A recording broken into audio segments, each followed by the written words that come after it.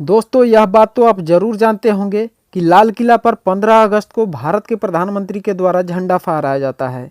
लेकिन आप यह बात शायद ही जानते होंगे कि 1947 में झंडा पहली बार फहराया गया था, तो वह 15 अगस्त को नहीं फहराया गया था, बल्कि उसके एक दिन बाद 16 अगस्त को पंडित जवाहरलाल नेहरू के द्वारा फहराया गया था। तो दोस्तों, आज की इस वीडियो में मैं आपको आज़ादी से जुड़ी ऐसी ही कुछ रोचक तथ्य बताऊंगा जो आपको एक इंडियन और एक सच्चे देशभक्त होने के नाते पता होना चाहिए। तो चलिए स्वतंत्रता दिवस के हार्दिक शुभकामनाओं के साथ शुरू करते हैं। तो पहला तथ्य है, 15 अगस्त 1947 को पूरा देश आज़ादी का जश्न मना रहा था, लेकिन राष्ट्रपिता महात्मा गांधी आज़ादी के इस जश्न में शामिल नहीं थे, क्योंकि वे दिल्ली से हजारों किलोमीटर दूर बंगाल के नोआखली में हिंदू मुस्लिम के बीच चल रहे दंगे को रोकने के लिए अनशन पर बैठे थे।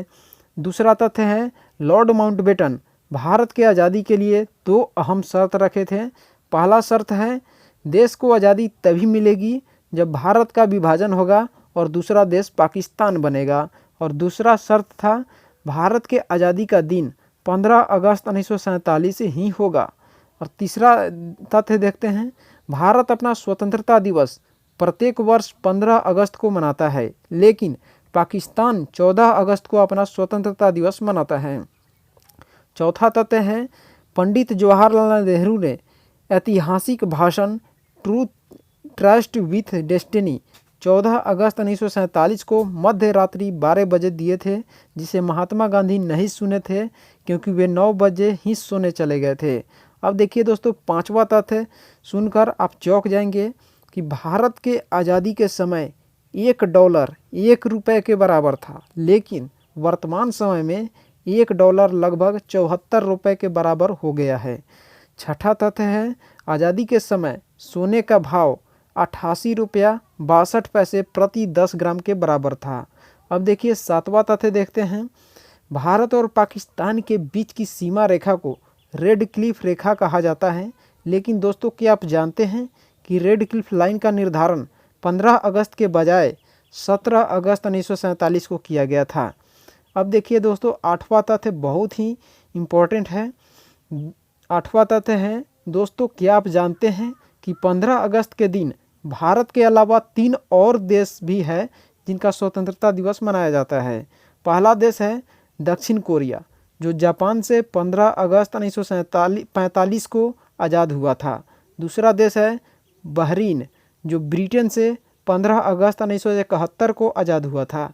तीसरा देश है कांगो, जो फ्रांस से 15 अगस्त 1960 को आज़ाद हुआ था।